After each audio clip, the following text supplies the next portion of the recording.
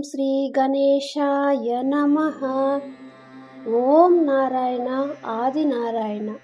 భగవాన్ శ్రీ శ్రీ శ్రీ వెంకయ్య స్వామి వారికి నా హృదయపూర్వక నమస్కారములు. శ్రీవారి పాదరేణువు మాకాని వెంకట్రావు గారికి జయము జయము. భగవద్భక్తులందరికీ నా నమస్కారములు.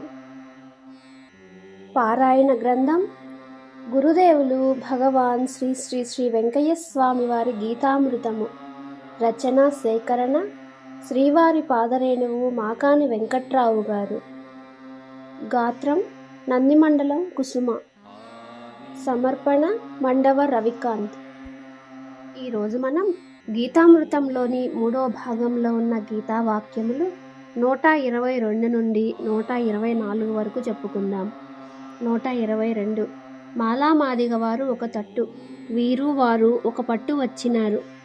ఎప్పుడు మాలామాదిగ అనకుండా పెట్టుకున్నవారు అంతే, ఒకటే అన్నారు.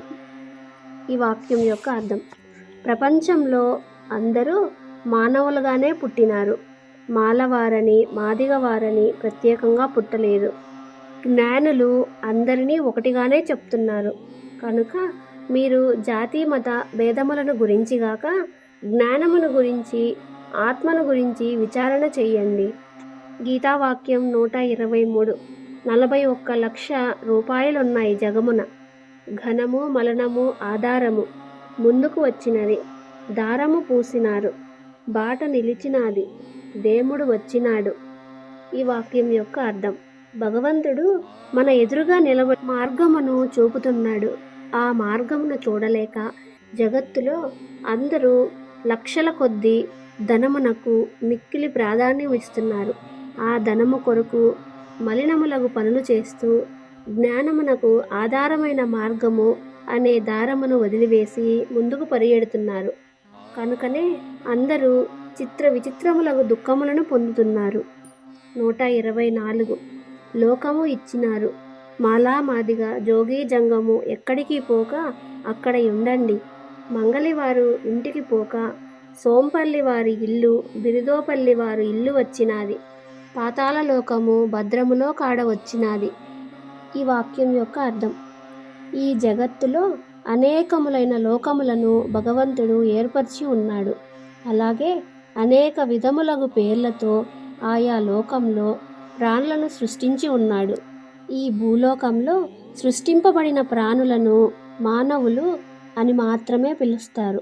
అంతేకాని మాలామాదిగ, జోగి జంగము, మంగళి, సోంపల్లి వారు, బిరుదేపల్లి వారు అని ఇలా పేర్లతో పిలవడం తగదు. మానవులందరిలోనూ ఉన్నది ఒక్కడే, అతనే పరమాత్మ. ఇది గ్రహించలేక ఈ భద్రమును గుర్తింపక సంచరించువారు పాతాళ లోకం సంచరించు ఒకానొక అజ్ఞాన సంతతికి చెందినవారే అవుతారు. పాతాళ లోకము అంటే అంధకార బంధురమైనటువంటి ఒక లోకం. ఇది భూలోకమునకు చాలా దిగువ భాగంలో ఉంది. ఇందులో సంచరించే ప్రాణులకు ఏమీ తెలియవు. అనగా జ్ఞానములు నశించి తన్ను తానే హింసించుకొనుచు జనన మరణములను పొందుతుంటారు. మానవుడు అనగా జ్ఞాన సముపార్జనకు ధరించిన ఒక రూపం. ఇంతటితో ఈ గీతావాక్యముల యొక్క అర్థం పూర్తయింది. తరువాయి భాగంలో మనం గీతావాక్యములు 125 నుండి 130 వరకు చెప్పుకుందాం. ఓం నారాయణ ఆది నారాయణ. శ్రీవారి పాదరేణువు మాకాని వెంకట్రావు గారికి జయము జయము.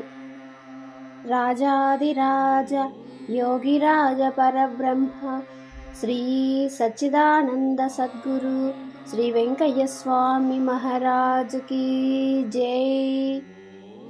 ఇంత చక్కని గీతామృతమును మనకు అందించిన శ్రీ వెంకయ్య స్వామి వారికి, శ్రీ మాకాని వెంకట్రావు గారికి శతసహస్ర కోటి నమస్కారములు. ఈ గీతామృతమును మనమందరం పారాయణ చేసి బ్రహ్మజ్ఞానమును పొందుదాం. సర్వే జనా సుఖినో భవంతు. ఓం నారాయణ ఆది నారాయణ.